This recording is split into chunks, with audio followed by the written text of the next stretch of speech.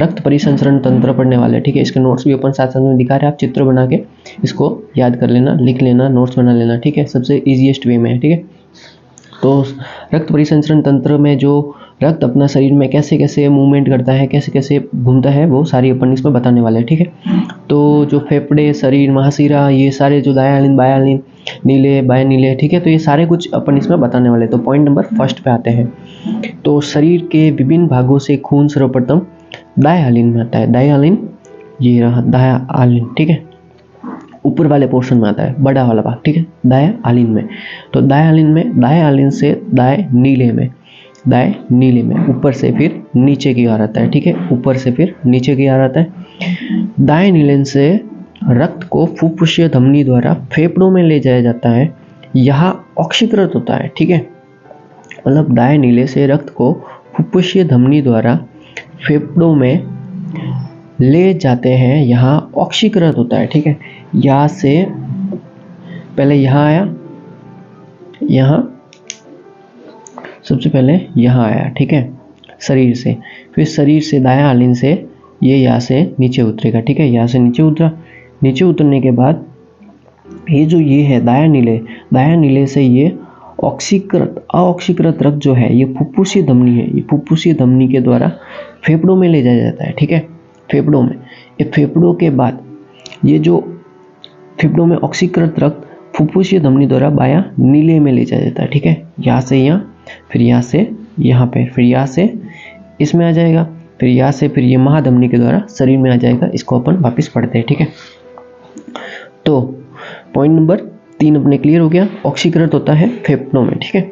फिर फेफड़ों से रक्त फुफ्फुसीय शिरा द्वारा बाएं आलिन से में पहुंचता है, यहाँ से द्विवल्निक बॉल द्वारा रक्त बाएं नीले में पहुंचता है, ठीक है, बाएं नीले में, यहाँ से 4th स्टेप तक पहुंच गया, ठीक है।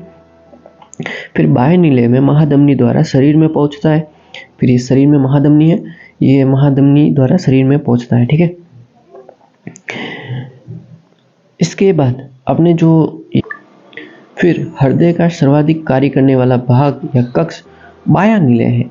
कौन सा? बायां नीले, ठीक है, कि ये इंपॉर्टेंट है कि हृदय का सर्वाधिक कार्य करने वाला भाग कौन सा है, वो बायां नीले, ठीक है, बायां आलिन भी नहीं, क्योंकि जो सारा रक्त है वो यही से फिर महाधमनी के द्वारा बाहर ले जाया जाता है, शरीर में भेजा जाता है, ठीक है।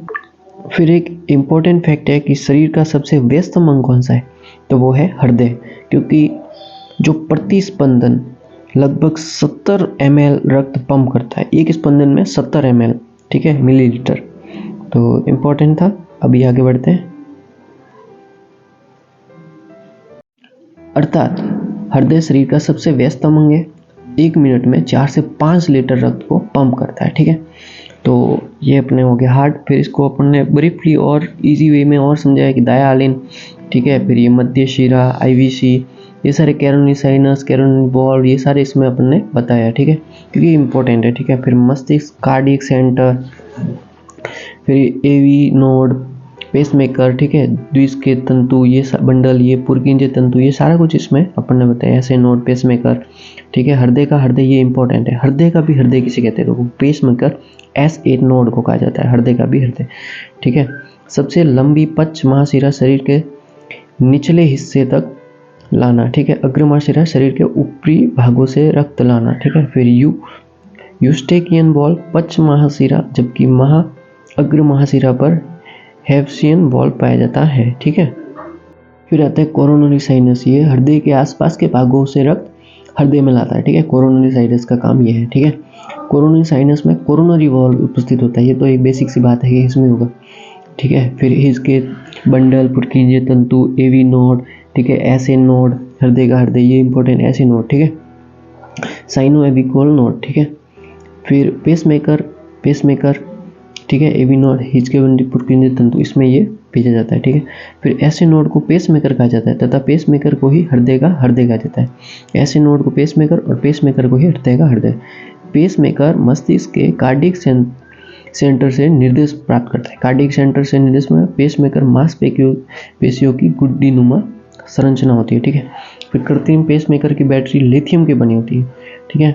फिर ऐसे node pacemaker, AV node, pacemaker निर्देश देता है, तथा एवी नोड को पेसमेकर भी कहते हैं, जो हृदय की लयबद्धता को बनाए रखता है। ठीक है, इसके बाद एवी नोड से निर्देश इसके बंडल तथा हिज के बंडल से निर्देश पुरकिंजी के तंतु तक पहुंचता है। मतलब ये एक संरचना है। ठीक है, एक प्रकार से ये जो हार्ट की जो संरचना है वो किस प्रकार से काम करती है कि ऐसे नोड या पेसमेकर से हिज के बंडल, फिर यहाँ से पुरकिंजे तंतु के पास पहुंचता है। ठीक है, ये हार्ट में ऐसे कार्य करता है। ठीक है, तो अपन भी यहाँ तक पहुँचे हैं, तो ये आप साथ साथ में नोट्स इसके बनाते रहना जैसे अपन ने इसमें दिखाया। तो इसी के साथ टॉपिक तो कंप्लीट हो गया कि हृदय की ध्वनि, लब डब की ध्वनि, ये तो अपन को पता है कि जो लब की ध्वनि कब आती है और डब की ध्वनि कब आती है। ठीक है, तो ये अपन एक बार वापस पढ़ लेते हैं कि त्रिवलनिक द्विवलनिक वॉल के बंद होने से उत्पन्न ध्वनि लब के रूप में सुनाई देती है, जो हृदय की प्रथम ध्वनि होती है, अपेक्षाकृत धीमी होती है। ठीक है, जबकि डब की ध्वनि अर्धचंद्राकार वॉल के बंद होने से उत्पन्न होती है, सेकेंड साउंड ऑफ हार्ट, जो अपेक्षाकृत लब की अपेक्षा तेज सुनाई देती है। ठीक है, तो यही थी। तो आप इसको देख के आप लिख सकते हैं और इसके नोट्स बना लेना। ये सेम टू सेम, इससे बाहर एग्ज़ाम में कुछ नहीं जाएगा। ठीक है, आप चाहे 10th में हो, चाहे 12th में हो, या फिर कोई गवर्नमेंट एग्ज़ाम की तैयारी कर रहे हो, कोई सा भी कंपटीशन एग्ज़ाम हो, उसमें से इससे ज़्यादा कुछ बनने वाला है नहीं। ठीक है, तो all the best for your exam and stay tune with us and we will provide something best in your education journey. Thanks for watching.